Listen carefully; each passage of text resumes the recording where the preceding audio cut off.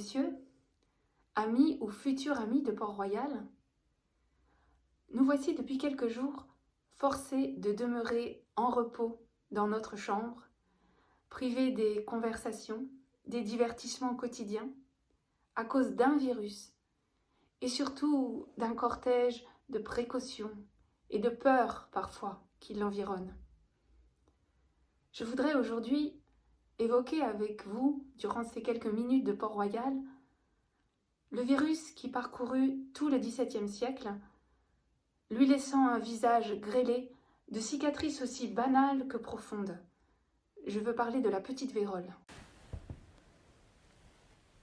Appelée aujourd'hui la variole, cette maladie infectieuse et très contagieuse toucha 9 personnes sur 10 en Europe au XVIIe et XVIIIe siècle et fit disparaître 10% de la population. La petite vérole se manifestait tous les 3 à 6 ans sous forme de pandémie. D'aspect moins terrifiant que la peste, elle était en réalité plus meurtrière, et lorsqu'elle ne tuait pas, elle laissait bon nombre de convalescents aveugles, estropiés ou défigurés. Si cette maladie rampante était perçue comme cruellement banale dans la société du XVIIe siècle, c'est aussi parce qu'elle s'attaquait d'abord aux enfants, dont la mortalité était très élevée. 1 enfant sur 3 mourait avant l'âge d'1 an.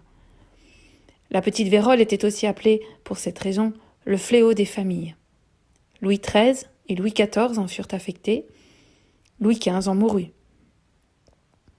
Précisons que le premier vaccin fut expérimenté en 1796 et qu'il fallut attendre l'année 1979 pour que l'Organisation mondiale de la santé annonça l'éradication complète de la maladie. Les symptômes de la maladie étaient facilement identifiables pour l'homme du XVIIe siècle. Une forte fièvre suivie de l'éruption de pustules se multipliant sur tout le corps. Dans les formes simples de la maladie, les lésions disparaissaient en laissant des cicatrices indélébiles. Mais pour un malade sur 3, en général les enfants, la maladie se compliquait de surinfections bactériennes, fatales à une époque qui ne disposait pas d'antibiotiques. Les médecins du temps considéraient que le sang des enfants était vicié et que l'éruption variolique venait les purger de ce principe pathogène par une espèce d'épreuve initiatique, salutaire, quoique fort dangereuse. Le médecin Guy Patin incriminait quant à lui les bouillies ingérées par les enfants, auxquelles il fallait préférer, selon lui, le lait maternel. La principale mesure préventive était le changement de lieu et d'air pour les enfants malades, du moins ceux dont la famille pouvait se permettre une telle dépense. Quant au traitement, il ne différait pas de celui appliqué à presque toutes les maladies au XVIIe siècle, la saignée, pratiquée parfois dès l'âge d'1 an. Surtout, on insistait pour garder les membres infectés couverts de tissu et bien au chaud. À Port-Royal, la petite vérole fut naturellement présente, compagne importune des petites pensionnaires, des élèves des petites écoles ou des jeunes religieuses. Mais nous sommes à Port-Royal, où chaque accident de la vie prend une résonance spirituelle et une signification particulière dans l'histoire sainte de chacun des solitaires, des religieuses ou des amis du monastère. La maladie peut se révéler vecteur de la grâce ou au contraire affaiblissement fatal.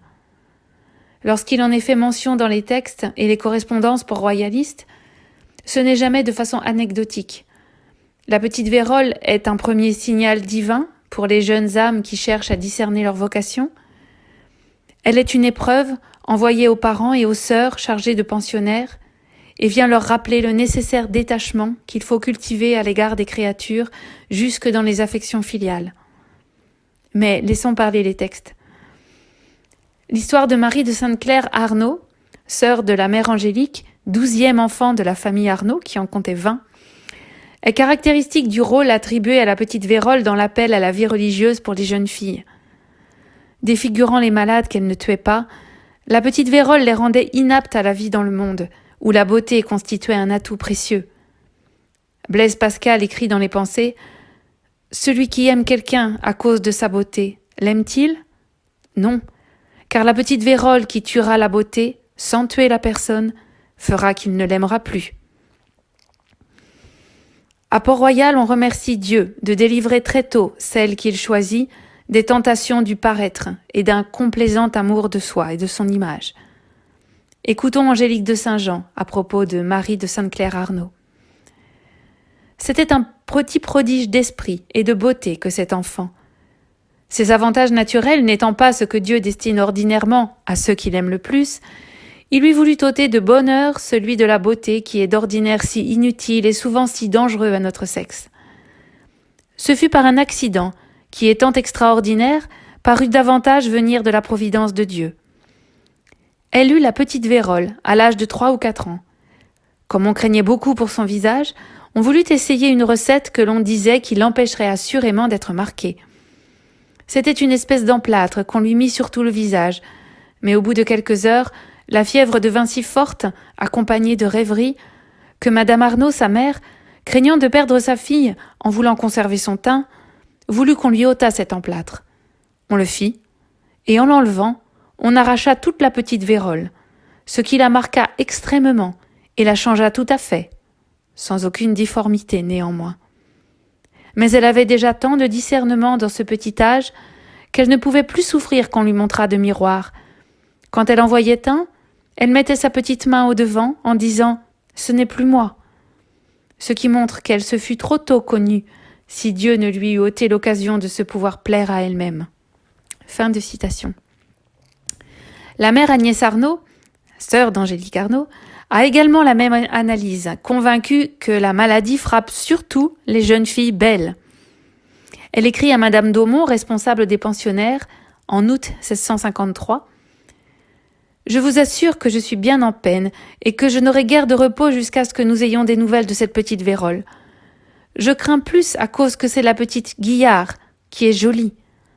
Car cette malicieuse maladie s'attaque plutôt à celle-là pour leur imprimer sa défiguration. Je pense et repense où l'on peut mettre cette petite, et je ne trouve rien qui soit fort éloigné. J'ai eu autrefois ce mal à la cellule de Sainte-Thérèse, au-dessus de la cellule de Saint-Bernard, et notre mère Angélique, qui ne l'avait point encore eue et qui la craignait extrêmement, me venait voir par la fenêtre du grenier. C'était justement au commencement de ce mois, en août 1614. On apprend ainsi au passage que la mère Agnès eut la petite Vérole, alors qu'elle était déjà religieuse, âgée d'une 20aine d'années. La petite Guillard, dont il est question dans cette lettre, mourut 10 jours plus tard de la petite Vérole. Quant à la mère Angélique, on trouve aussi trace de ses préoccupations concernant cette maladie.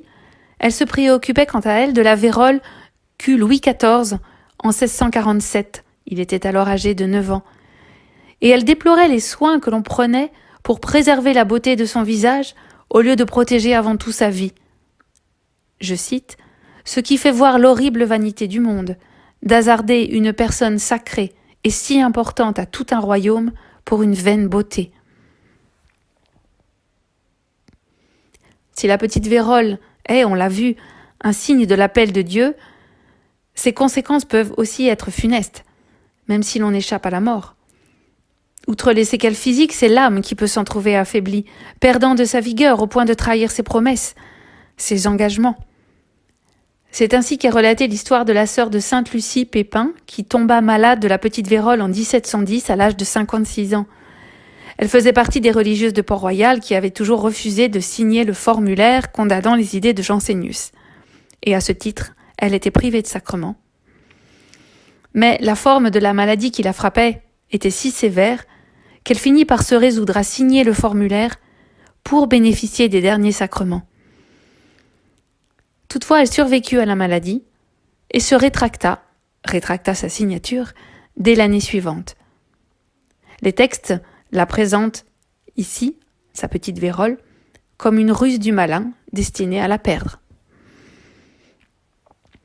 Le fléau des familles qu'est la petite Vérole est aussi l'occasion de mesurer l'affection qui lie les parents, les enfants et les amis de Port-Royal. En 1644, Madame de Longueville, sœur du Grand Condé, tombe malade de la petite Vérole alors qu'elle est enceinte. Elle accouche d'un enfant grand prématuré et malade lui aussi de la petite Vérole. L'enfant est baptisé, confirmé à Port-Royal, mais sa vie ne dure que quelques heures et lorsqu'on l'enterre le jour même, son cercueil est couvert d'un drap blanc, brodé d'une croix rouge, semblable à l'habit des religieuses du monastère.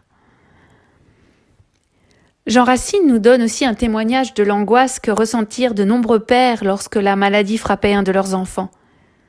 Alors que sa charge d'historiographe du roi le contraignait à suivre Louis XIV dans ses campagnes militaires, il écrivait à son fils Jean-Baptiste, malade, âgé de 14 ans.